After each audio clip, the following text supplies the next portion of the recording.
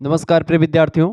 आज के वीडियो के माध्यम से हम लोग चर्चा करेंगे शिक्षा शास्त्र बीए सेकंड सेमेस्टर के इकाई संख्या 1 से बनने वाले बहुत ही महत्वपूर्ण ऑब्जेक्टिव टाइप के प्रश्नों के बारे में।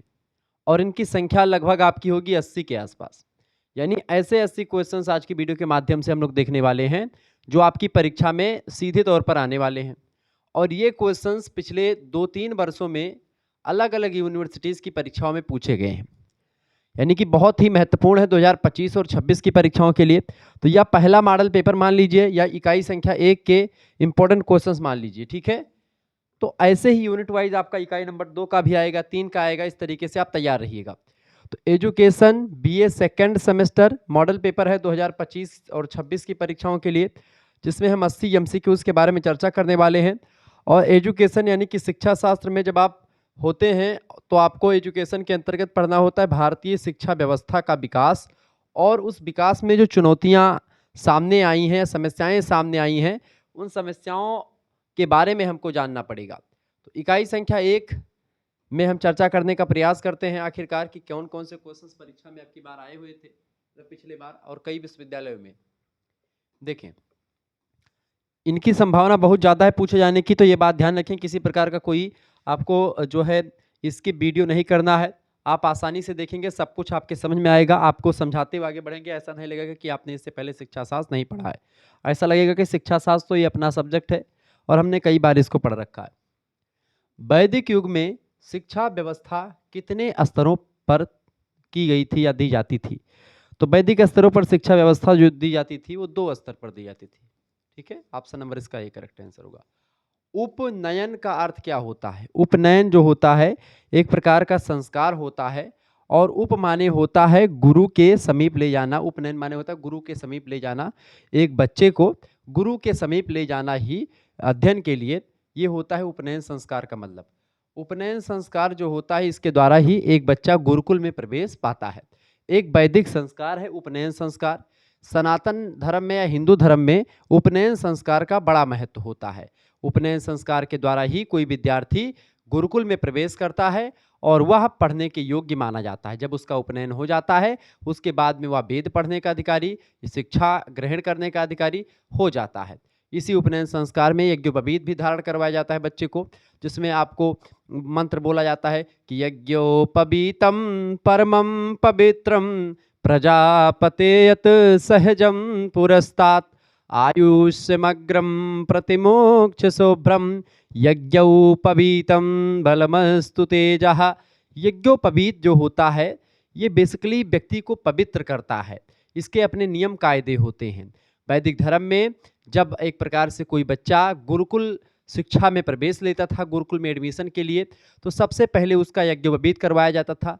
वैसे यज्ञोपवीत के लिए 8 साल का समय ब्राह्मणों के लिए, 10 साल क्षत्रियों के लिए, और वैश्य लोग 12 साल पर वैश्यों का होता था। अधिकतर ब्राह्मण लोग यज्ञोपवीत धारण करते थे, क्षत्रिय भी धारण करते थे, वैश्य उतना नहीं धारण करते थे लेकिन धारण करते थे। शूद्र यज्ञोपवीत नहीं धारण करता था, या फिर जो शूद्र यज्ञोपवीत धारण करता था वो उसके नियमों को पालन करता था, तब उसको धारण करवाया जाता था। और जो व्यक्ति यज्ञोपवीत धारण करता था उसको द्विज जातियां कही जाती थीं। द्विज जाति माने होता है जो यज्ञोपवीत धारण करे, या उच्च जातियां, ठीक है, ये बात ध्यान रखेंगे। और चूंकि यज्ञोपवीत धारण करने के बाद में अगर कोई ब्राह्मण का लड़का है वह यज्ञोपवीत नहीं पहना है तो वह वेद आरंभ या जो है विद्या नहीं ग्रहण कर सकता था, वेदों की शास्त्रों को नहीं जान सकता अगर वो यज्ञोपवीत नहीं होता। आज भी ब्राह्मण घर में आप देखते होंगे शादी के एक दिन पहले भत्तवान होती है, उसी भत्तवान के दिन यज्ञोपवीत बच्चों का करवा दिया जाता है, लेकिन वास्तव में यह नियम नहीं होता। लेकिन सारे संस्कार आप देखते, विवाह संस्कार से पहले पहले तक अधिकतर संस्कार करवा देते। वेदारंभ संस्कार आप देखते हैं भत्तवान के दिन उसको एक किताब उताब दी जाता है, वो दबा करके बढ़िया खड़ाऊँ पहन करके छाता लेकर के वेदारंभ के लिए जाता है। वेदारंभ मतलब कि वो विद्या अध्ययन के लिए जाता है। फिर उसके फूफा मामा उसको बुला करके ले आते हैं, बुला करके लौट करके कि बेटा चलो अब लौट आओ। कुछ दूर जाता है फिर लौट करके चला आता है। तो ये संस्कार विद्यारंभ संस्कार है। तो यज्ञोपवीत के दिन ही ये चीज़ें संपन्न करवाई जाती है। तो यही सब चीज़ें तो गुरु के पास ले जाना ही उपनयन का अर्थ होता है, यह बात आप ध्यान रखेंगे। अगला क्वेश्चन आपके स्क्रीन पर आ चुका, तीसरा नंबर। ये सारे क्वेश्चंस पूछे गए परीक्षा में, ध्यान रखेंगे। प्रश्न: वैदिक कालीन शिक्षा व्यवस्था में शिक्षा सशुल्क थी? शिक्षा बड़े बड़े भवनों में होती थी? तो बड़े बड़े भवनों में नहीं होती थी। शिक्षा पर राजा का नियंत्रण था? बिल्कुल नहीं था, ठीक है। शिक्षा पूर्ण रूप से निःशुल्क थी। बिल्कुल करेक्ट आंसर हो जाएगा डी ऑप्शन। शिक्षा पूर्ण रूप से निःशुल्क थी, सशुल्क भी नहीं थी, यानी कि पैसा नहीं लिया जाता था। शिक्षा निःशुल्क दी जाती थी। शिक्षा ग्रहण करने के बाद में विद्यार्थियों की जो इच्छा होती थी वह एक प्रकार से गुरु दक्षिणा के रूप में दे देते थे, और नहीं भी दिया तो कोई उसका गुरु उसका उसके ऊपर एक प्रकार से नहीं उससे मांगते नहीं थे। हाँ, गुरुकुल में जब जो बच्चे पढ़ते थे उनका काम होता था कि गुरुकुल में एडमिशन के बाद में वह भिक्षा मांगने जाएंगे, वह एक प्रकार से लकड़ी जंगल से काटेंगे, मतलब खाने पानी की व्यवस्था गुरुओं के लिए और अपने लोगों के लिए बच्चे खुद ही करेंगे, ये चीजें होती थी। ठीक है, अगला क्वेश्चन चौथा नंबर प्रश्न है, वैदिक काल में आर्यों का परम लक्ष्य क्या था? भिक्षा प्राप्त करना, धन एकत्र करना, शिक्षा ग्रहण करना, या मोक्ष को प्राप्त करना? तो वैदिक काल में जो आर्य लोग थे इनका परम लक्ष्य जो माना जाता है ये मोक्ष प्राप्त करना माना जाता है। मोक्ष, ये मोक्ष क्या है बेटा? मोक्ष की अगर बात की तो ये चार पुरुषार्थों में से एक है। पुरुषार्थ कितने प्रकार के होते हैं? पुरुषार्थ चार प्रकार के होते हैं, जिनमें से जो चरम और परम लक्ष्य होता है, चौथा पुरुषार्थ जो होता है वो होता है मोक्षा।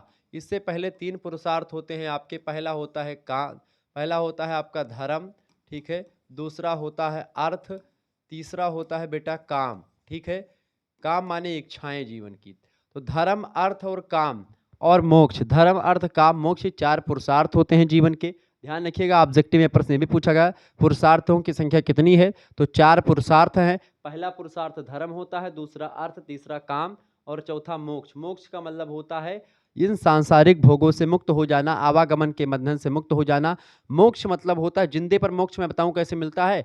अगर आपके जीवन की समस्त इच्छाएं पूर्ण हो चुकी बेटा तो आप मोक्ष प्राप्त हो चुके हैं, यह बात आप ध्यान रखेंगे। आपके अंदर मोह माया छल कपट दम्भ द्वेष पाखंड नहीं है, आप मोक्ष प्राप्त के अधिकारी हैं, आपको मोक्ष मिल गया। आपके अंदर लालयता या फिर एक प्रकार से किसी चीज को पाने की इच्छा नहीं बची है, आप मोक्ष हो गए।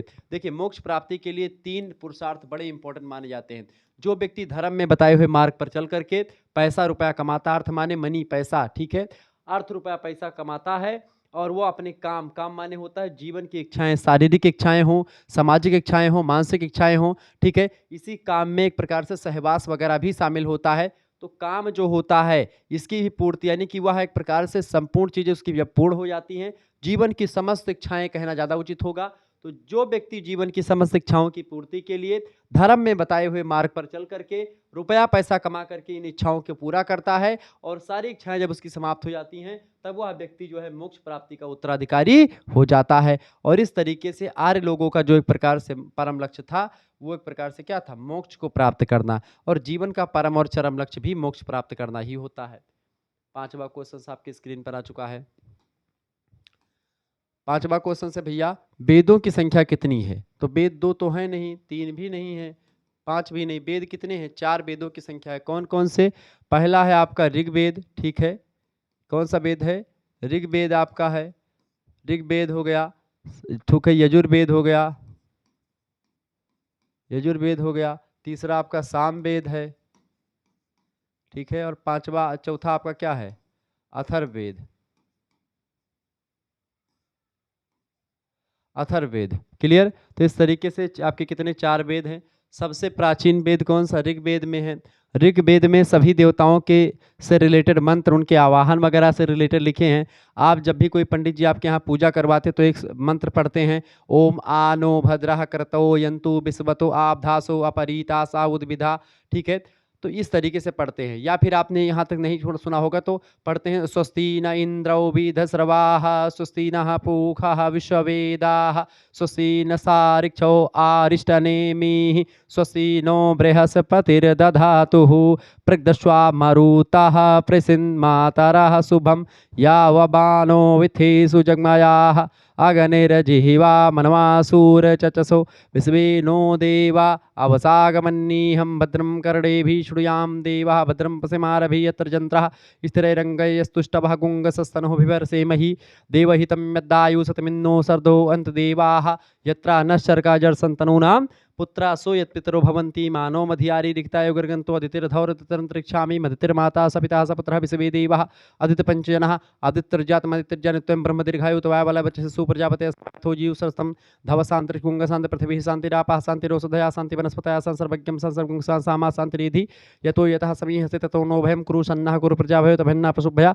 ये सब जो आप पढ़ते हैं ये एक प्रकार से पंडित जी लोग पढ़ते हैं शुरुआत में किसी भी पूजा, कोई भी दुनिया की पूजा संपन्न करने से पहले ये मंत्र पढ़े जाते हैं। ये मंत्र बेटा एक प्रकार से इसी वेदों से लिए गए, खास करके ऋग्वेद वगैरह से ही लिए गए हैं। ऋग्वेद के में 10 मंडल हैं, 1028 सूक्तों की व्यवस्था करी गई है। ये चीज़ दुनिया का सबसे प्राचीन ग्रंथ है, सबसे पुराना वेद होते हैं। वेदों को अपौरुषीय भी कहा जाता चूँकि इनकी रचना पुरुषों के द्वारा नहीं हुई है। वेदों को श्रुति कहा जाता चूँकि एक प्रकार से इनको सुन सुन करके याद किया गया है, इनका लिखित रूप नहीं था। बाद में जब लिपियों का विकास हुआ तब वेदों को लिखा गया। उससे पहले वेद बस केवल एक गुरु होता था, गुरु अपने चेलों को वेद को पढ़ करके सुनाता था, वो अपने चेलों को इस तरीके से ये सुनने की प्रक्रिया में आगे बढ़ी, इस वजह से इसको श्रुति कहते हैं। इसको संहिता भी कहा जाता है, वैदिक संहिता भी इसको कहते हैं। ब्राह्मण ग्रंथ भी एक प्रकार से इसी को कहा जाता है, ब्राह्मण साहित्य के अंतर्गत आते हैं बेसिकली वेद भी, ठीक है। तो ये चीज़ें इनको समझने के लिए वेदांगों की रचना करी गई, इनके इस श्लोकों को पढ़ने समझने के लिए। यहीं यजुर्वेद की बात की तो यजुर्वेद में कर्मकांड वगैरह के बारे में बताया गया है कि पूजा पद्धति कैसे कैसे यज्ञ करना है, कैसे कथा मतलब कैसे भागवत होगी, या सारी चीज़ें जो होती हैं यजुर्वेद में एक प्रकार से देवताओं की पूजा पाठ, यज्ञ की विधि बेसिकली कहें, यज्ञ की विधि के बारे में बताया गया है। यजुर्वेद में सभी नदियों के बारे में, देवताओं के बारे में सब बताया गया है। रही बात सामवेद की तो सामवेद जो है ये भारतीय संगीत शास्त्र का जनक कहा जाता है। इसमें संगीत के सारे गामा पा धनी धा धा, ये जो एक प्रकार से पूरा है सारे गामा पा धनी, ये पूरा एक सेट जो है इसमें कैसे कैसे राग निकलती हैं सब कुछ बताया गया है। भारतीय संगीत का जनक, तो संगीत के बारे में इसमें बताया गया है। गे पद है। अथर्ववेद जो है ये बेसिकली अगर बात किए तो जादू टोना टटका, और जैसे आप बीमार हो गए, धौती क्रिया पूरी की पूरी। धौती क्रिया जानते हैं, जैसे कि सूती कपड़ा लेकर के, ऐसे सूती कपड़ा लेकर के एक नाक में डालेंगे और दूसरी नाक में इसे निकालेंगे, वैसे इसे रगड़ेंगे इससे इसे, तो ये क्या हो जाता है धौती क्रिया। तो नाक तो साफ हो गया पूरा नाक, ठीक है। ऐसे ही मुंह में कपड़ा डाल करके नाक से निकालेंगे, ऐसे इसे रगड़ देंगे, तो वो एक प्रकार से धौती क्रिया होती है। कोई कोई व्यक्ति ऐसे होते थे कि अपनी आंत निकाल करके बाहर धोने थे, या फिर पूरा अंदर से डंडा डाल करके कान से डाल करके इस कान से डाल करके इस कान से निकालते थे, या कान से डाल करके नाक से निकालते थे। ये प्रक्रियाएं धौती क्रिया में पहले ऋषि मुनि करते थे। धौती क्रिया करने के बाद में जो व्यक्ति होते थे उनका जीवन काल बढ़ जाता था। ये प्राचीन समय में की बात है, ये ओरिजिनल बात बता रहा हूँ, इसमें कोई ये नहीं कि कल्पना करके कोई चीज़ें लिखी गई हैं। आप अथर्ववेद उठा करके पढ़ेंगे, उसमें धौती क्रिया के बारे में बहुत है। और जब आगे चल करके आप संस्कृत साहित्य अगर पढ़ेंगे तो 6 सेमेस्टर में आपको धौती क्रिया का पूरा मिलेगा, जिसमें प्राकृतिक चिकित्सा और उसके बारे में योग और प्राकृतिक चिकित्सा के बारे में बताया गया। उसमें किस तरीके से प्राचीन ऋषि मुनि किस तरीके से 400 500 साल तक जीते थे, उसके सारे कारण लिखे हुए हैं। हमारे पूर्वज एक थे, उनका नाम था गोंदेदास। उन्होंने भी एक प्रकार से धौती क्रिया के बड़े विशेषज्ञ व्यक्ति थे वो, ठीक है। धौती क्रिया के बड़े विशेषज्ञ थे, उनका नाम था गोंदेदास, गोंदेदास शुक्ल थे। और उनकी अगर बात की है तो धौती क्रिया के प्रवीण जो है विद्वान थे, और कहा जाता है, मैंने किंवदंतियों में सुना भी है कि मतलब विद्वान तो थे तो पता है, लेकिन वो अपनी आंत निकाल करके बाहर जो है उसको धोते थे। इस तरीके से कई सारी क्रियाएं आपको मिलती हैं। हालांकि इस बात में कितनी सच्चाई है कितनी नहीं, ये बात की गारंटी मैं नहीं देता हूं, लेकिन हाँ धौती क्रिया के विशेषज्ञ हमारे एक पूर्वज थे गोंदेदास, वो एक प्रकार से मुझे पता है। तो धौती क्रिया से योग और प्राकृतिक चिकित्सा जब आप जो है सेकंड मतलब 6 सेमेस्टर में आपको संस्कृत में पढ़ना पड़ेगा, वहाँ पर आपको बड़ी बेहतर अंदाज में जानकारी मिलेगी। तो अथर्ववेद में जो जानकारी है, कैसे व्यक्ति चिकित्सा करेगा, कैसे व्यक्ति का जो है रोग दोष खत्म होगा, ये सारी बातें अथर्ववेद में हैं। तो ये 4 वेद है और चारों वेदों का अलग अलग महत्व है, ठीक है, ये बात आप ध्यान रखेंगे। अगला क्वेश्चन, तो यहाँ से लगभग आपके तमाम क्वेश्चन वैसे तैयार हो गए। बौद्ध काल में प्राथमिक शिक्षा किसके लिए उपलब्ध थी? देखिए बौद्ध काल में जो शिक्षा थी, बौद्ध काल के अंतर्गत शिक्षा सभी जातियों की, सभी जाति वर्गों के लिए एक प्रकार से थी। कोई ऐसा नहीं था कि जो शिक्षा ना ग्रहण कर पाए, सभी के लिए शिक्षा एक प्रकार से थी। अगला क्वेश्चन आपके स्क्रीन पर आ चुका, 7वां नंबर क्वेश्चन से भैया। प्रश्न है, गांधार राज की राजधानी क्या थी? गांधार राज की राजधानी बताएं। गांधार राज की राजधानी थी Mithila, option number 1 correct answer होगा। वैदिक युग में 24 वर्षीय पाठशाला या पाठ्यक्रम पूरा करने पर छात्र को उपाधि प्रदान की जाती थी। जो बच्चा एक प्रकार से वैदिक काल में 24 साल तक शिक्षा ग्रहण कर लेता था, उसको एक प्रकार से वसु कहा जाता था, ठीक है। ऑप्शन नंबर इसका 1 करेक्ट आंसर होगा। इस तरीके से आप लोग इन चीज़ों को जान रहे हैं। अगर एक बात और आपको बता दूं, अगर आपको हमसे हमारे साथ जुड़ना है, हमारे साथ जुड़ने के लिए या क्रैश कोर्स में हमारे ज्वाइन होने के लिए तुरंत एसएमएस करें 9161 93 60 62 पर, जिसपे आपको क्रैश कोर्स की व्यवस्था कर दी गई है। इस नंबर पर आपको व्हाट्सअप करना है, क्या अपना नाम, अपनी यूनिवर्सिटी का नाम, ठीक है, और अपने सब्जेक्ट के नेम लिख करके आपको भेज देने हैं।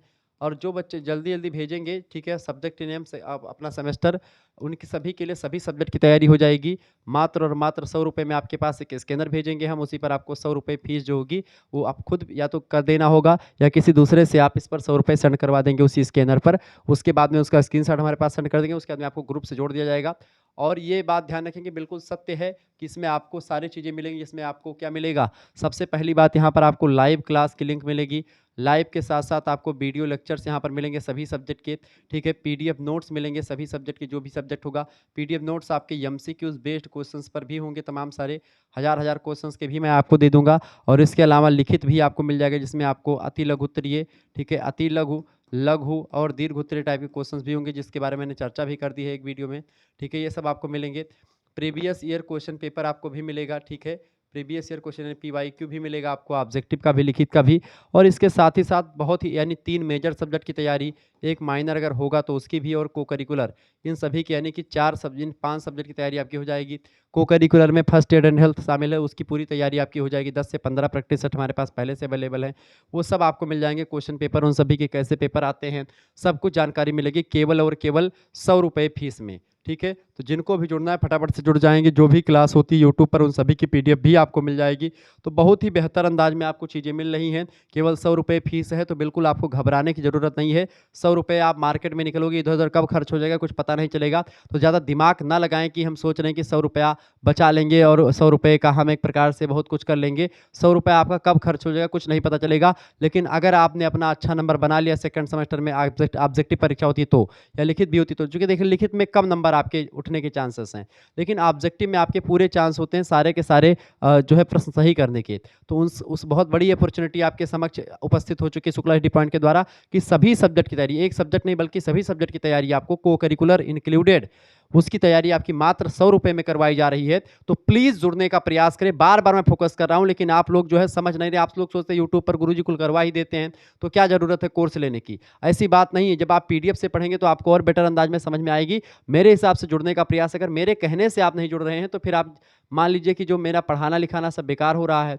तो आप जुड़ने का जरूर प्रयास करें। जुड़ेंगे तो आपको बेहतर नॉलेज मिलेगा, आप हमारे साथ डायरेक्टली जुड़ पाएंगे, ठीक है। आपके डाउट वगैरह जो भी होंगे वो आप हमारे साथ जो है डिस्कस कर सकते हैं व्हाट्सएप पर। मैं व्हाट्सएप खुद ही हैंडल कर रहा हूँ, तो कोई दिक्कत की बात नहीं होगी। उसमें आपको सारे डाउट्स वगैरह भी क्लियर मिलेंगे। तो सभी लोग फटाफट से इसमें से जुड़ जाएं, देर ना करें। मेरे कहने से आपको जुड़ना ही है और सभी लोग जुड़े। केवल 100 रुपये फीस है, कोई बहुत ज़्यादा फीस भी नहीं रखी गई है। एक सब्जेक्ट के 100 रुपये फीस एक प्रकार से रखी जा सकती है, 2 सब्जेक्ट की फीस 100 रुपये रखी जा सकती है, लेकिन सारे सब्जेक्ट की फीस 100 रुपये कहीं पर आपको नहीं मिलता है। तो जिनको भी जुड़ना है वो जुड़ सकते हैं, वैसे सभी को जुड़ना चाहिए। चले,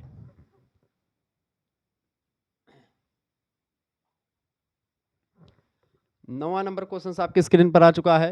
प्रश्न है, वैदिक युग में शिक्षा का आरंभ होता है। वैदिक युग में शिक्षा का आरंभ कितने साल से होता है भैया? वैदिक युग में शिक्षा का आरंभ जो होता है वो 5 वर्ष के बाद से शुरू होता है। Option number B correct answer होगा। आश्रम की संख्या कितनी है? आश्रम की संख्या कितनी भैया? 4 आश्रम। कौन कौन से?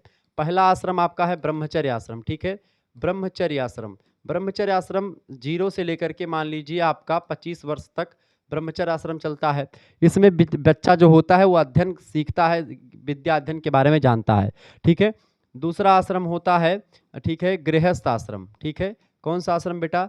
गृहस्थ आश्रम। ये 25 साल से लेकर के 50 साल तक चलता है। 25 साल तक प्रायः बच्चों की शादी हो जाती है और शादी होने के बाद में अपने और अपने आश्रित यानी अपनी बीवी और अपने बच्चों की देखरेख करता है। और जो उसने ब्रह्मचर्य में सीखा, जो उसने पढ़ा लिखा है, उसी पढ़ाई लिखाई का प्रयोग करके वो अपना एक प्रकार से कुछ काम चुन लेता है और काम करता है। और वह एक प्रकार से अपने और अपने आश्रितों का जो है भरण पोषण करता है गृहस्थ आश्रम में। इसके बाद में तीसरा आश्रम आपका आता है। तीसरा आश्रम होता है वानप्रस्थ आश्रम, ठीक है। वानप्रस्थ आश्रम जो होता है बेटा, ये आश्रम क्या होता है? वान माने होता है जंगल, प्रस्थ माने होता है प्रस्थान करना। जंगल की ओर प्रस्थान करना ही वानप्रस्थ होता है। जब व्यक्ति 50 साल का हो जाता है, 50 साल से लेकर के 75 साल तक की उम्र का होता है वानप्रस्थ आश्रम। 25-25 साल तक सभी बांटे गए हैं। इस आश्रम में ये होता है कि जंगल की ओर चले जाओ आप। अगर आपका मन है तो जाइए, नहीं मन है तो एक प्रकार से क्या कर सकते हो आप, मोह माया को त्याग कर दें, यानी 50 साल तक आपको जो करना है, एंजॉय करना है, वो सब कर सकते हैं। वानप्रस्थ में क्या होता है कि 50 साल के बाद में पति पत्नी अपना चौखटा से बाहर हो जाओ, जो सहन दरवाजा होता है उससे बाहर हो जाओ। आजकल तो वही मतलब कि वही वानप्रस्थ हो गया कि अब आपको एक साथ नहीं रहना है, आपको बाहर ही रहना है, अपना खुद बना करके खाना है, या फिर किसी से भिक्षा मांग करके खाना है। या वानप्रस्थ में क्या है कि जंगल की ओर प्रस्थान कर जाओ और जो रास्ते में मिले उनको गृहस्थ आश्रम और ब्रह्मचर्य आश्रम की शिक्षा देते हुए आगे निकलते चले जाओ। ये होता है वानप्रस्थ। चौथा आश्रम आता है इसके बाद में, जब आपका 75 साल की उम्र हो जाए, उसके बाद में आपका आता है कौन सा आश्रम भैया? आश्रम आता है आपका जो है कौन सा कौन सा आश्रम हो गया आपका? ब्रह्मचर्य आश्रम, गृहस्थ आश्रम, वानप्रस्थ आश्रम और संन्यास आश्रम। चौथा आपका कौन सा है? संन्यास आश्रम। ठीक है, संन्यास आश्रम की अगर बात की जाए तो 75 से लेकर के और 100 वर्ष तक की उम्र का माना गया है ये संन्यास आश्रम। बेसिकली ये 100 साल के एक व्यक्ति जो, या समान व्यक्ति की औसत आयु 100 साल मान करके आश्रम की व्यवस्था की गई थी। प्रत्येक आश्रम के अपने अपने कर्तव्य हैं, अपने अपने निर्वाहन हैं। अब ये वानप्रस्थी या सन्यासी जो है, सन्यासी तो एकांत में बैठ जाते हैं बट वृक्ष के नीचे, आराम से भगवत भजन करते हैं कि कलयुग केवल नाम आधारा, सुमिर सुमिर नर उतरे पारा। तो मोक्ष की प्राप्ति के लिए यह सन्यासी व्यक्ति एक बट वृक्ष बरगद के नीचे बैठ करके उसी का गूदा सूदा खा करके अपना जीवन व्यतीत कर लेते हैं और भगवान के शरण में लग जाते हैं। ठीक है, राम राम का नाम लेते हैं या फिर जो भी उनको आता है वो नाम लेते हैं। वानप्रस्थ वाले व्यक्ति जब जाते हैं भिक्षा मांगने के लिए तो वो एक प्रकार से गृहस्थ आश्रम के यहाँ पर जाते हैं। गृहस्थों का एक कर्तव्य होता है कि वानप्रस्थ के लोगों को भिक्षा वगैरह देते रहें। ठीक है, इस तरीके से 4 आश्रम एक मनुष्य के लिए एक एक पड़ाव है। मोक्ष प्राप्ति के 4 पड़ाव हैं, 4 ब्रेकर हैं जो कि एक प्रकार से हमको मोक्ष प्राप्ति तक ले जाते हैं। तो ये 4 आश्रम होते हैं, बात आप ध्यान रखेंगे। अगला क्वेश्चन आपके स्क्रीन पर आ चुका है, 11 नंबर प्रश्न आप देखेंगे। प्रश्न है, बौद्ध धर्म के प्रवर्तक कौन थे? बौद्ध धर्म के प्रवर्तक हैं गौतम बुद्ध। अगला क्वेश्चन आपकी स्क्रीन पर आ चुका है, शंकराचार्य जो है वेदांत दर्शन के प्रवर्तक हैं। किसके? वेदांत दर्शन के प्रवर्तक कौन है? वेदांत दर्शन के प्रवर्तक है शंकराचार्य जी। महावीर स्वामी या जैन जो स्वामी है, जैन धर्म के प्रवर्तक हैं। जैन धर्म के 24वें तीर्थंकर के रूप में जाने जाते हैं और बौद्ध मतलब जैन धर्म के वास्तविक प्रवर्तक है। बाकी पहले थे ऋषभदेव। अश्वघोष की अगर बात की जाए तो अश्वघोष एक कवि हैं, यह बात आप ध्यान रखेंगे, जिन्होंने बुद्ध चरित नाम की एक रचना लिखी है। इन्होंने महात्मा बुद्ध के बारे में बढ़िया जानकारी देने वाली एक पुस्तक लिखी है जिसका नाम है बुद्ध चरित। ठीक है, तो बुद्ध चरित रचना के लेखक कौन है? अश्वघोष हैं। ठीक है, ये सब चीज़ें ध्यान रखेंगे, परीक्षा में ऐसे क्वेश्चन तमाम बन सकते हैं। निम्नलिखित में से प्राचीनतम वेद है। अब देखिए यहाँ पर 80 क्वेश्चन लिखा जरूर है, लेकिन 80 क्वेश्चन से लगभग 8 दूनी 16, 160 या 165 क्वेश्चन आप मान कर चलो कि यहाँ तक आपके तैयार हो जाएंगे, क्योंकि इसमें बीच बीच में जो बताता हुआ चल रहा हूँ। निम्नलिखित में से प्राचीनतम वेद कौन सा है? तो ऋग्वेद जो है सबसे प्राचीनतम वेद है, डी ऑप्शन इसका राइट आंसर होगा। ठीक है, अगला क्वेश्चन है, बौद्ध शिक्षा का अंतिम लक्ष्य बताएं। बौद्ध शिक्षा का अंतिम लक्ष्य क्या होता है भैया? बौद्ध शिक्षा का अंतिम लक्ष्य होता है निर्वाण की प्राप्ति करना। निर्वाण प्राप्ति जैसे मोक्ष प्राप्ति होती है, ठीक वैसे ही निर्वाण प्राप्ति होती है। ठीक है, मतलब ज्ञान की प्राप्ति जिसको आप कह सकते हैं, वही निर्वाण होता है। 14 नंबर क्वेश्चन से, बौद्ध काल में शिक्षा आरंभ होने की आयु क्या थी? बौद्ध काल में शिक्षा आरंभ होने की आयु भैया, बौद्ध काल में शिक्षा आरंभ होने की आयु 8 वर्ष मानी जाती है, सी ऑप्शन। बौद्ध काल में शिक्षा के विषय विश्व प्रसिद्ध केंद्र का क्या नाम है? तो बौद्ध काल में शिक्षा के विश्व प्रसिद्ध केंद्र जो था उसका नाम था नालंदा यूनिवर्सिटी। ऑप्शन नंबर इसका सही करेक्ट आंसर होगा। बौद्धकालीन शिक्षा थी अर्थ प्रधान, धर्म प्रधान, कर्म प्रधान या इनमें से कोई नहीं। तो वैदिक कालीन शिक्षा, वैदिक कालीन शिक्षा कैसी थी भैया? वैदिक कालीन शिक्षा धर्म प्रधान शिक्षा थी, अध्यात्म से जोड़ करके शिक्षा दी जाती थी। ठीक है, अगला क्वेश्चन आपके स्क्रीन पर आ चुका है, 17 नंबर क्वेश्चन आप देखेंगे। बढ़िया क्वेश्चन है, परीक्षा में ये सब क्वेश्चंस पूछे गए हैं। वैदिक शिक्षा का प्रमुख उद्देश्य था, वैदिक शिक्षा का प्रमुख उद्देश्य था धर्म का पालन करना, मोक्ष की प्राप्ति करना और साथ ही साथ में आध्यात्मिक विकास करना बच्चों का। डी ऑप्शन ये सभी बिल्कुल राइट आंसर है आपका। 18 नंबर क्वेश्चन से, वैदिक काल में व्यक्ति के व्यवसायों का आधार क्या था? व्यक्ति के जो व्यवसाय होते थे वो व्यक्ति वर्ण व्यवस्था के अकॉर्डिंग करते थे। किसके अकॉर्डिंग भैया? वर्ण व्यवस्था के अकॉर्डिंग करते थे। वर्ण व्यवस्था क्या थी? वर्णों की संख्या कितनी है? 4 वर्ण है। कैसे, कौन कौन से? कि भैया ब्राह्मणो अस्य मुखमासीद बाहुराज्यान्याकृतः उरु तदस्य वैश्याः पदभ्याम शूद्रो अजायतः। कहा गया कि ब्राह्मण जो है मुखमंडल है, एक विराट पुरुष यानी ब्रह्मा, ब्रह्मा के मुखमंडल के तेज से ब्राह्मणों की उत्पत्ति हुई है, भुजाओं से क्षत्रियों की उत्पत्ति हुई है, और जंघों के से एक प्रकार से दोनों जंघाओं से वैश्य की उत्पत्ति हुई है, और पैरों से जो है शूद्र की उत्पत्ति हुई है, और ये चारों मिलकर के एक शरीर का निर्माण करते हैं, एक सृष्टि का निर्माण करते हैं। ऐसी चीज़ें बताई गई हैं। तो ब्राह्मण, क्षत्रिय, वैश्य और शूद्र, ये एक प्रकार से चार वर्ण हैं। सबसे उच्च वर्ण, सबसे अच्छा वर्ण ब्राह्मण माना जाता है, उससे छोटा क्षत्रिय, उससे छोटा वैश्य और उससे छोटा शूद्र, ये व्यवस्था। लेकिन इसमें सभी का एक दूसरे से तालमेल बनाए रखना सबसे इंपॉर्टेंट बताया गया है। वर्ण व्यवस्था बहुत अच्छी व्यवस्था थी, लेकिन जब वर्ण व्यवस्था ही जात व्यवस्था में परिवर्तित हो गई तो थोड़ा सा चीज़ें एक प्रकार से प्रतिकूल प्रतीत होने लगी।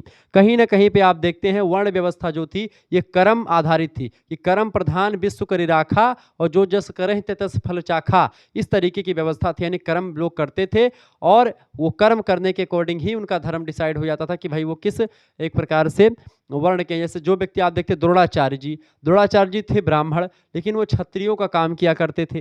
ठीक है, परशुराम जी थे ब्राह्मण, क्षत्रियों का काम किया करते थे। ठीक है, ऐसे ही आप देखते हैं वाल्मीकि जी राज ऋषि थे, वह एक प्रकार से क्या हो गए, वाल्मीकि जी वो ब्रह्म ऋषि बन गए। ठीक है, वशिष्ठ जी ब्राह्मण ऋषि थे। क्लियर, इस तरीके से आप देखेंगे तो कहीं ना कहीं पे बहुत सारे शूद्र भी, जैसे रैदास जी को आप देख लें या इन चीज़ों को आप देखें, तो ये सब लोग एक प्रकार से जाति पात पूछे नहीं कोई, हरिका भजे सो हरिका हुई, ये बातें वर्ण व्यवस्था में विद्यमान थी। वर्ण व्यवस्था में कर्म के अकॉर्डिंग ही चीज़ें होती थी, जो जैसा कर्म करता था वैसा चीज़ें होती थी। लेकिन जाति व्यवस्था में आकर के वर्ण व्यवस्था ने एक प्रकार से जन्म का आधार ले लिया और आगे सिस्टम दूसरा टाइप का होने लगा। तो वर्ण व्यवस्था में चार एक प्रकार से वर्ण है, ब्राह्मण, क्षत्रिय, वैश्य और शूद्र। ठीक है, ब्राह्मण का काम होता था शिक्षा देना, शिक्षा लेना, यज्ञ करवाना, यज्ञ करना। क्षत्रियों का काम होता था यज्ञ करवाना, रक्षा करना। ठीक है, और ब्राह्मणों को दान वगैरह देना। इसके अलावा वैश्य के वैश्य का काम होता था कि व्यापार वगैरह करना। ठीक है, शूद्र का रक्षा होता था सेवा करना इन सभी की। तो इस तरीके से चारों वर्णों के कर्म अलग अलग डिसाइड किए गए थे। अगला क्वेश्चन 19 नंबर क्वेश्चन आप देखेंगे, वैदिक शिक्षा की विशेषता थी। वैदिक शिक्षा की विशेषता क्या थी भैया? सादा जीवन उच्च विचार, या फिर पूर्ण आवासीय शिक्षा, या आध्यात्मिक शिक्षा। देखिए वैदिक शिक्षा की जो है विशेषता जो थी, इनमें से सभी आप कर सकते हैं, इनमें से सभी, कोई नहीं गलत हो जाए, इनमें से सभी आप कर सकते हैं। देखिए पूर्ण आवासीय शिक्षा थी, यानी वैदिक काल में शिक्षा क्या होता था, जहाँ पर लोग जाकर के गुरुकुल में रह करके पढ़ते थे, पूर्ण आवासीय शिक्षा थी। ठीक है, आध्यात्मिक शिक्षा भी थी, ये भी ठीक है। सादा जीवन उच्च विचार होता था, simple living and high thinking.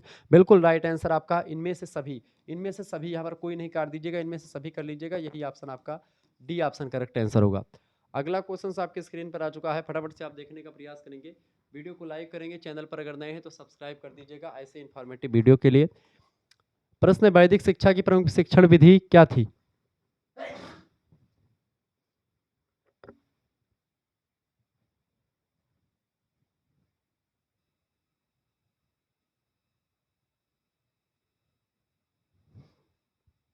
बताएं भैया। वैदिक शिक्षा की प्रमुख विधि, वैदिक शिक्षा की प्रमुख विधि थी कौन सी? देखे, स्वाध्याय के द्वारा, वैश्य जो है स्वाध्याय के द्वारा शिक्षा ग्रहण करते थे। प्रवचन विधि के द्वारा ब्राह्मण की शिक्षा होती थी प्रवचन करके। वाद विवाद विधि से क्षत्रियों की शिक्षा होती थी। यानी कि ये सभी चीजें विद्यमान थी। स्वाध्याय, प्रवचन, वाद विवाद विधि सबके लिए व्यवस्थित थी। ठीक है, डी ऑप्शन करेक्ट आंसर होगा। वैदिक काल में शिक्षा का माध्यम कौन सी भाषा थी?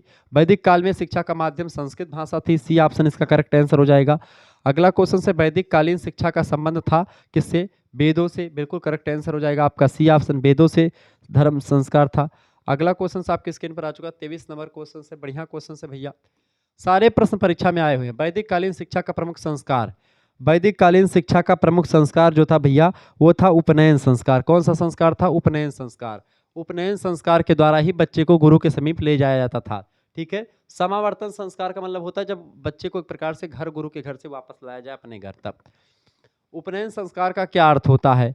उपनयन संस्कार का क्या अर्थ होता है भैया? उपनयन संस्कार का अर्थ होता है विद्यार्थी को गुरु के पास ले जाना। ठीक है, बी ऑप्शन करेक्ट आंसर होगा इसका। 25 नंबर क्वेश्चन आपकी स्क्रीन पर आ चुका है। उपनयन संस्कार की आयु निर्धारित की गई थी। उपनयन संस्कार की आयु की अगर बात की तो 8 से लेकर के 12 साल के बीच में उपनयन हो जाना चाहिए। 26 नंबर प्रश्न, वेदों को श्रुति कहा जाता है क्योंकि?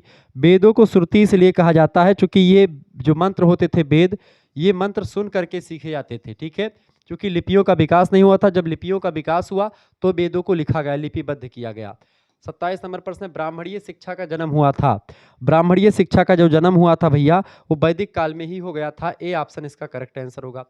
28 नंबर क्वेश्चन आप सभी लोग देखने का प्रयास करेंगे। प्रश्न 28 नंबर, वैदिक कालीन शिक्षा का प्रमुख केंद्र था। वैदिक कालीन शिक्षा का जो प्रमुख केंद्र था भैया वो था आपका तक्षशिला, ठीक है। ऑप्शन नंबर इसका इनमें से डी ऑप्शन। अगला क्वेश्चन से, वैदिक कालीन गुरुकुलों में शिक्षा सत्र शुरू होता था। तो वैदिक कालीन गुरुकुलों में शिक्षा का जो सत्र होता था सावन महीने की पूर्णिमा से शुरू होता था। ऑप्शन नंबर इसका एक करेक्ट आंसर होगा। आगे देखेंगे, अगला क्वेश्चन आपके स्क्रीन पर आ चुका, फटाफट से आप देखिएगा, बढ़िया क्वेश्चन है। 30 नंबर प्रश्न, वैदिक काल में विभिन्न विषयों के द्वारा प्राप्त ज्ञान का मूल्यांकन किया जाता था। सत्य की कसौटी पर, या फिर नीति शास्त्र की कसौटी पर, या तर्क शास्त्र की कसौटी पर। तो वैदिक काल में जो शिक्षा का विभिन्न विषय होते थे उनका मूल्यांकन जो किया जाता था वो तर्क शास्त्र की कसौटी पर किया जाता था। Option number C correct answer होगा। वैदिक काल में 48 वर्ष तक शिक्षा प्राप्त करने वाले विद्यार्थी को क्या कहा जाता था? तो ऐसे विद्यार्थी जो 48 साल तक शिक्षा ग्रहण करते थे उनको आदित्य कहा जाता था, और जो एक प्रकार से 24 साल तक शिक्षा ग्रहण करते थे उनको बसु कहा जाता था, ठीक है, ध्यान रखेंगे इस बात को। अगला क्वेश्चन, ये सब क्वेश्चन परीक्षा में आए हुए हैं। 32 नंबर क्वेश्चन आप देखेंगे। प्रश्न है, जिन गुरुकुलों में भाषा, साहित्य, धर्म, दर्शन और नीति शास्त्र की विशेष शिक्षा प्रदान की जाती थी उन्हें कहा जाता था? परिषद गुरुकुल, टोल गुरुकुल, चतुष्पथी गुरुकुल, या घटिका गुरुकुल।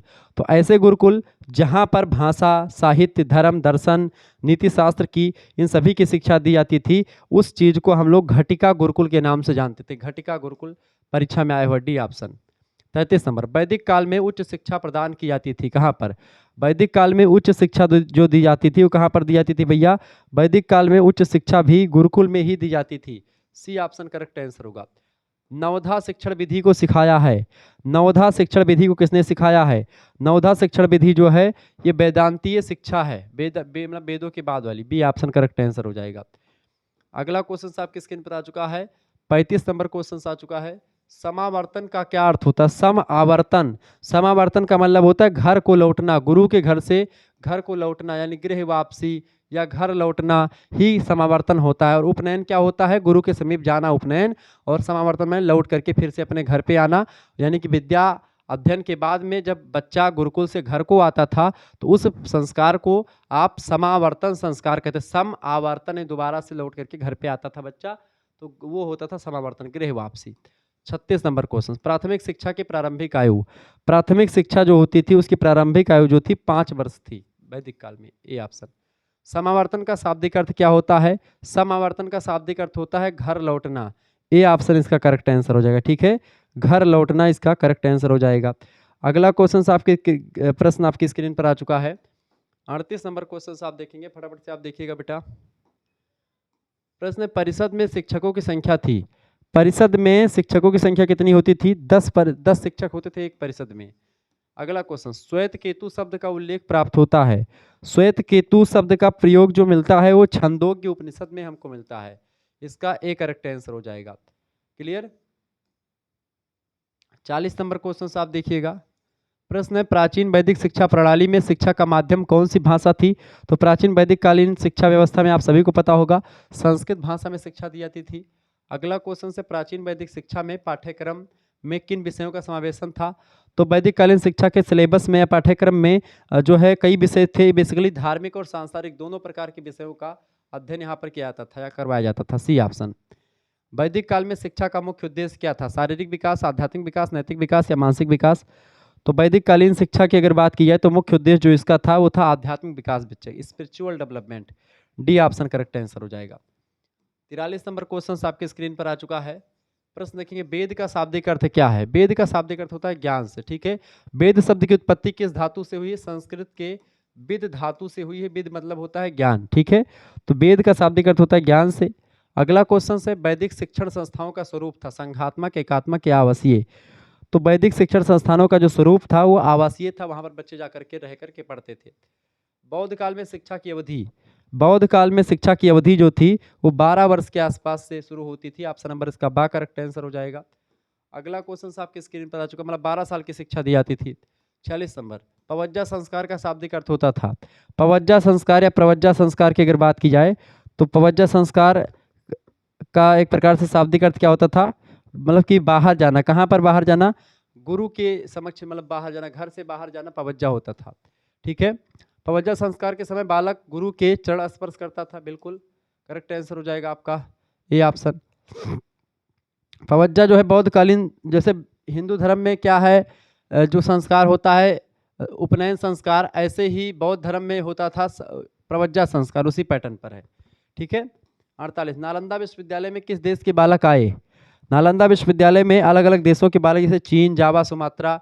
जावा सुमात्रा दो द्वीप हैं बेसिकली, अब एक ही देश में है, इंडोनेशिया में। तो वहाँ से बच्चे पढ़ने के लिए यहाँ पर नालंदा यूनिवर्सिटी में आया करते थे। ठीक है, बहुत फेमस विश्वविद्यालय था नालंदा। 49 नंबर क्वेश्चन आप देखिएगा, बौद्ध काल में शिक्षा प्रदान की जाती थी किसमें। बौद्ध काल में शिक्षा जो दी जाती थी वो एक प्रकार से मठों में दी जाती थी। कहाँ पर, शिक्षा मठों में दी जाती थी। ये ऑप्शन करेक्ट आंसर होगा। बौद्धकालीन विश्वविद्यालयों का स्वरूप कैसा था। बौद्ध काल में जो विश्वविद्यालय का स्वरूप था वो एकात्मक स्वरूप था। ऑप्शन नंबर इसका सी करेक्ट आंसर होगा। नालंदा विश्वविद्यालय की स्थापना की किसने। नालंदा विश्वविद्यालय की स्थापना किसने करी थी भैया, कुमारगुप्त प्रथम नाम के एक शासक ने करी थी। ए ऑप्शन करेक्ट आंसर होगा। ये सब परीक्षा में प्रश्न आया हुआ है। ऐसे क्वेश्चंस आप जो है इनको एकदम से रट लेना है। ये सारे क्वेश्चन जो बता रहा हूँ इन सभी क्वेश्चंस आपके दिमाग में होने चाहिए। सारे क्वेश्चंस परीक्षा में आने वाले हैं। आप किसी यूनिवर्सिटी के किसी भी कॉलेज में पढ़ रहे हैं, ये सारे क्वेश्चंस आपको छपेंगे। मैं बार बार बोल रहा हूँ ताकि ये क्वेश्चंस आते हैं, और मैंने कई बार पेपर देखा, लगभग आपको कई विश्वविद्यालय, लगभग 10-12 विश्वविद्यालय के पेपर मैं देख चुका हूँ, और सारे में ऐसे ही क्वेश्चंस आते हैं। तभी एक प्रकार से ऐसे क्वेश्चंस आपको दिखाया जा रहा है। 52 नंबर प्रश्न, भिक्षु शिक्षा में प्रवेश हेतु संस्कार होता था। बताइए, भिक्षु शिक्षा में प्रवेश हेतु जो संस्कार होता था उसी को प्रवज्जा संस्कार कहते थे। ऑप्शन नंबर इसका सी करेक्ट आंसर होगा। उपनयन आप जानते हैं गुरु के समीप ले जाना, ये वैदिक कालीन की शिक्षा है। समावर्तन संस्कार गुरु के घर से यानी गुरु के आश्रम से घर पे लौट करके आना, समावर्तन संस्कार, ये जो है वैदिक शिक्षा का। उपनयन संस्कार का क्या अर्थ होता है। उपनयन संस्कार, उपनयन संस्कार आप सभी को पता होगा। उपनयन संस्कार जो है बेसिकली ये एक प्रकार से गुरु के समीप ले जाना, इसका मतलब होता है। बी ऑप्शन करेक्ट आंसर होगा। वैदिक कालीन शिक्षा का प्रमुख केंद्र कौन सा है। वैदिक कालीन शिक्षा का जो प्रमुख केंद्र माना जाता है वो तक्षशिला माना जाता है। इसका बा ऑप्शन करेक्ट आंसर हो जाएगा।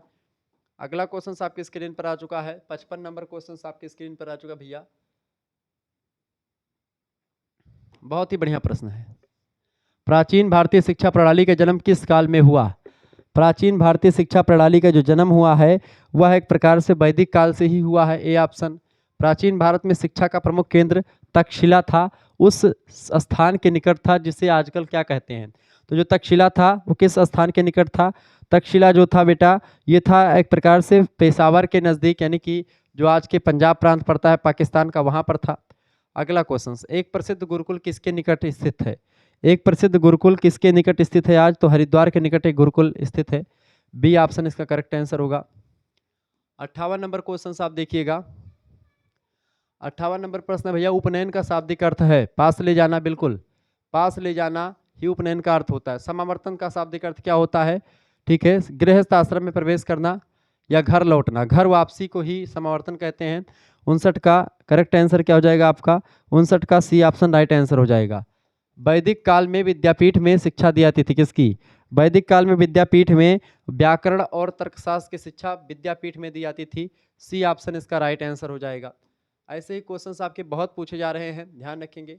सद्गुण ही ज्ञान है, यह कथन किसका है। सद्गुण ही ज्ञान है, इस कथन को कहा था किसने भैया, सुकरात ने। सुकरात कौन है, सुकरात अरस्तु, सुकरात प्लेटो के गुरु हैं, और अरस्तु के गुरु प्लेटो है, सिकंदर का गुरु अरस्तु है। यानी मान के चलो सुकरात का शिष्य प्लेटो, प्लेटो का शिष्य अरस्तु, अरस्तु का शिष्य सिकंदर था। गुरुकुल का शाब्दिक अर्थ क्या होता है। गुरु का परिवार, अध्ययन का स्थान, गुरु का निवास है, गुरु का बगीचा। गुरुकुल, गुरुकुल का मतलब क्या होता है, गुरु का परिवार, गुरु का परिवार ही गुरुकुल कहलाता है। अगला क्वेश्चन, निम्न में से कौन सा बौद्ध विहार शिक्षा का केंद्र था। इनमें से कौन सा बौद्ध शिक्षा का प्रमुख केंद्र था भैया, तो ओदंतपुरी। ऑप्शन नंबर इसका करेक्ट आंसर हो जाएगा बी ऑप्शन। अगला क्वेश्चन आपकी स्क्रीन पर आ चुका है। 64 नंबर क्वेश्चन देखेंगे। बौद्ध काल में प्रसिद्ध विश्वविद्यालय था सांची, पटना, कलिंग या फिर नालंदा। तो बौद्ध काल में प्रसिद्ध विश्वविद्यालय जो था वो था नालंदा यूनिवर्सिटी। C option. बौद्ध शिक्षा के प्रमुख केंद्र थे संघ और बिहार, बिल्कुल करेक्ट आंसर हो जाएगा ए ऑप्शन 65 का। 66 नंबर क्वेश्चन आप देखेंगे। पवज्जा किसे कहते हैं, मठ में प्रवेश करने का एक संस्कार होता है पवज्जा, बिल्कुल करेक्ट आंसर आपका है ए ऑप्शन। क्लियर। आगे देखिएगा, अगला क्वेश्चन आपकी स्क्रीन पर आ चुका है। तो ये सब क्वेश्चंस परीक्षा में यूनिट नंबर 1 से पूछे गए क्वेश्चंस हैं। चलिए अगला क्वेश्चन है 67 नंबर, बौद्धकालीन शिक्षा का माध्यम क्या था? बिल्कुल संस्कृत भाषा, कई बार रिपीटेड क्वेश्चन है। बौद्ध काल में उत्तम शिक्षा की अवधि, उत्तम शिक्षा मतलब ठीक ठाक शिक्षा जो है वो किस समय दी जाती थी? तो बौद्ध काल में एक प्रकार से उत्तम शिक्षा की जो अवधि थी वो 12 वर्ष मानी जाती, 12 वर्ष। अगला क्वेश्चन, पवज्जा संस्कार का शाब्दिक अर्थ क्या होता है? पवज्जा संस्कार का शाब्दिक अर्थ क्या होता है भैया? बाहर जाना। ऑप्शन नंबर इसका ए करेक्ट आंसर हो जाएगा, बाहर जाना। अगला क्वेश्चन आपके स्क्रीन पर आ चुका 70 नंबर क्वेश्चन आप देखेंगे भाई। प्रश्न है, उपसंपदा संस्कार बौद्ध संघ से कम भिक्षुओं के समक्ष होता था। उपसंपदा संस्कार जो है, जो होता था बौद्ध संस्कार है, ये कम से कम 10 भिक्षु होते थे, उन्हीं के समक्ष होता था उपसंपदा संस्कार। बौद्ध शिक्षा में शिक्षा दी जाती थी, बौद्ध शिक्षा में शिक्षा जो दी जाती थी वो मठों में और बिहारों में दी जाती थी। सी ऑप्शन करेक्ट आंसर होगा। नालंदा विश्वविद्यालय में छात्र अध्ययन करते थे, नालंदा विश्वविद्यालय में जो छात्र अध्ययन करते थे वो कहाँ के छात्र अध्ययन करते थे भैया? नालंदा विश्वविद्यालय में छात्र जो अध्ययन करते थे वो जावा, सुमात्रा, इंडोनेशिया, यहाँ सबके, ठीक है, यहाँ के। बी ऑप्शन इसका करेक्ट आंसर होगा। अगला क्वेश्चन आपके स्क्रीन पर आ चुका है, फटाफट से आप देखेंगे। 73 नंबर क्वेश्चन है, प्राचीन भारतीय डाक व्यवस्था थी, प्राचीन भारतीय डाक व्यवस्था थी, फटाफट से आप बताने का प्रयास करेंगे। प्राचीन भारतीय डाक व्यवस्था अश्व डाक व्यवस्था, पैदल डाक व्यवस्था, या फिर दोनों? तो बिल्कुल करेक्ट आंसर आपका हो जाएगा दोनों, यानी कि अश्व डाक यानी घोड़े से माध्यम से भी जो है चिट्ठी आती थी और व्यक्ति पैदल भी जाते थे। सी ऑप्शन करेक्ट आंसर होगा। भारतीय व्यवस्था के विषय में लिखा है किसने? भारतीय व्यवस्था के विषय में किसने लिखा है? तो देखिए इब्न बतूता जो मोरक्को का था, इसने भी लिखा अपने ग्रंथ में। अल बरूनी भी लिखता है, और जो है फ्रांसबा बर्नियर ने भी लिखा है भारतीय व्यवस्था के बारे में। डी ऑप्शन करेक्ट आंसर होगा। किताब उल हिंद किस भाषा में लिखी गई है? किताब उल हिंद जो है अरबी भाषा में लिखी गई है, ठीक है। अगला क्वेश्चन है 76 नंबर क्वेश्चन आपके स्क्रीन पर आ चुका है। उल हिंद को कितने अध्यायों में विभाजित किया गया? किताब उल हिंद जो है इसको कितने अध्यायों में बांटा गया है? तो 80 अध्यायों में बटा है। D option. अल बरूनी की कृति किताब उल हिंद निम्नलिखित में से किस भाषा में लिखी गई है? तो किताब उल हिंद जो है अरबी भाषा में लिखी गई। किसकी है? अल बरूनी की रचना है। इब्न बतूता द्वारा लिखा गया यात्रा वृत्तांत का क्या नाम है? इब्न बतूता मोरक्को का निवासी था, इसने अरबी भाषा में एक प्रकार से लिखा है, अरबी भाषा। बी ऑप्शन करेक्ट आंसर होगा। 79 नंबर क्वेश्चन आप देखेंगे। बर्नियर ने इनमें से किस विषय पर विस्तृत विवरण दिया है? बर्नियर भी एक यात्री था, इसने सती प्रथा पर विवरण दिया है। सी ऑप्शन करेक्ट आंसर होगा। सती प्रथा को इसे बैन किया था राजा राम मोहन राय के नेतृत्व में एक प्रकार से, और लॉर्ड विलियम बेंटिक था उस समय वायसराय। ये बात ध्यान रखें। तो इस तरीके से आपने इकाई संख्या 1 से बनने वाले बहुत ही महत्वपूर्ण प्रश्नों को देख लिया। इकाई संख्या 2 के इंपॉर्टेंट क्वेश्चन जल्दी आने वाले हैं, वैसे दो क्वेश्चन देख लें। इकाई नंबर 2 पहला क्वेश्चन आपको बता दूं, उसके बाद में फिर अगले क्वेश्चन 3 क्वेश्चन से आपका शुरू होगा। तीसरे क्वेश्चन से, मध्यकालीन शिक्षा का आरंभ किस संस्कार से होता था? मध्यकालीन शिक्षा का आरंभ जो होता था भैया वो बिस्मिल्लाह संस्कार से होता था। मध्यकालीन शिक्षा में क्या होता है? मध्यकालीन शिक्षा में मुसलमान धर्म की जो शिक्षा है वो तो बिस्मिल्लाह संस्कार होता था, उसके बाद में शिक्षा दी जाती थी। जैसे हिंदू में, बौद्ध धर्म में कौन सी थी? उपसंपदा उपनयन संस्कार, यह है हिंदुओं का, ठीक है, हिंदुओं का संस्कार, ठीक है। पवज्जा संस्कार ये बौद्ध धर्म में शिक्षा का संस्कार है। और मुसलमानों में, मुस्लिम में एक प्रकार से जो है मुस्लिम शिक्षा जो दी जाती थी वो बिस्मिल्लाह संस्कार के द्वारा दी जाती थी। बिस्मिल्लाह संस्कार होता था 4 वर्ष 4 माह 4 दिन पर, ठीक है। जब बच्चा 4 साल 4 महीने और 4 दिन का हो जाता था तो वह एक प्रकार से बिस्मिल्लाह संस्कार उसका करवा करके फिर उसको मदरसों वगैरह में एडमिशन मिलता था, ठीक है। यह बात आप ध्यान रखेंगे। तो इस तरीके से यूनिट नंबर 2 की भी वीडियोस जल्दी आपके समक्ष और भी तमाम वीडियोस आने वाली है, उसके लिए आप सभी लोग तैयार रहिएगा। तो यूनिट नंबर 2 इस तरीके से आपको लिखा हुआ मिलेगा, इकाई संख्या 2 यहाँ पर लिखा हुआ होगा, ऐसे इकाई 3 इकाई 4 का भी वीडियोस आएगा। तो आप सभी लोग तैयार रहिएगा इन सभी वीडियोज़ के लिए, ठीक है। और आपको अगर सभी की प्लेलिस्ट या फिर सभी सब्जेक्ट की तैयारी आपको करनी है, क्रैश कोर्स में ज्वाइन होना है सभी सब्जेक्ट के, तो 91 61 93 60 62 पर आप व्हाट्सएप पर एसएमएस करिएगा। आपके लिए पूरी भव्य व्यवस्था कर दी गई जिसमें आपको बहुत ही बेहतरीन अंदाज में चीज़ें बताई जाएंगी। आप अपना नाम, ठीक है, अपने यूनिवर्सिटी का नाम और अपने सब्जेक्ट के नेम लिख करके आप भेजिएगा। ऑब्जेक्टिव लिखित सभी की तैयारी आपकी बेहतर अंदाज में सभी सब्जेक्ट की मात्र 100 रुपये फीस में करवाई जा रही है। फीस आपकी 100 रुपये ही है। स्कैनर भेजेंगे आपके पास, जब आप एसएमएस करेंगे तो उसी पर आपको सेंड करवा देना है। आप किसी दूसरे से भी सेंड करवा सकते हैं, यह बात ध्यान रखेंगे। मात्र 100 रुपये में 3 मेजर सब्जेक्ट, एक माइनर सब्जेक्ट, एक को करिकुलर सब्जेक्ट, पांचों सब्जेक्ट की तैयारी आपकी हो जाएगी। आप सभी विश्वविद्यालय, किसी भी विश्वविद्यालय से आप पढ़ रहे हैं सभी के लिए है।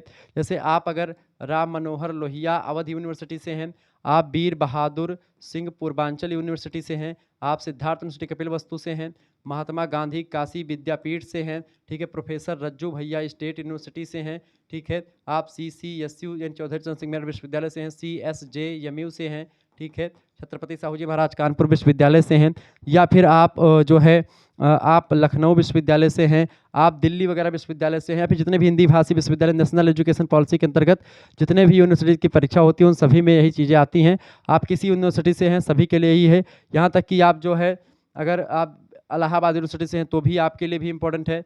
BHU वगैरह में भी चीज़ें यही सब होती हैं, बस थोड़ा सिलेबस आगे पीछे करके दिया है। नेशनल एजुकेशन पॉलिसी जहाँ जहाँ लागू होती है वहाँ वहाँ सब में है। वैसे सेंट्रल यूनिवर्सिटीज़ में नहीं लागू होती नेशनल एजुकेशन पॉलिसी, अभी नहीं चालू हुई है, लेकिन जल्दी वहाँ पर भी शुरू हो जाएगा। इसके अलावा राजा महेंद्र प्रताप सिंह स्टेट यूनिवर्सिटी, राजा महेंद्र प्रताप सिंह यहाँ पर, ठीक है, MSU माँ शाकुंभरी यूनिवर्सिटी हो गया, MSDU, ठीक है, MSDU में यानी कि सुहेलदेव यूनिवर्सिटी हो गई।